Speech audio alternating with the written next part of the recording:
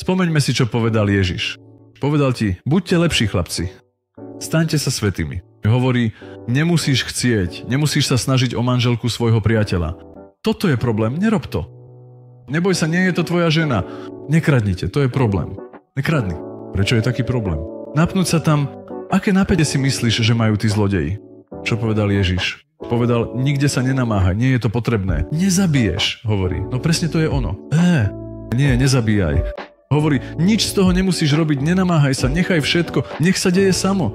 Veď vám nikdy nehovoril, staňte sa lepšími. Nikdy, vôbec nikde. Hovorí, nenamáhaj sa, ak ti nebola daná žena, nenamáhaj sa, netreba. Ešte ti bude daná, budeš ľutovať. A ty ju chceš ešte zobrať kamarátovi. To všetko netreba. Len sa ti zdá, že je lepšia ako tvoja. Nepovedal, choď a urob to. Choď teda, staň sa lepším. Choď k psychologovi, spracuj si tam niečo. Povedal niekde Ježiš alebo Budha niečo také, že si máte spracovať čakry, prečistiť ich?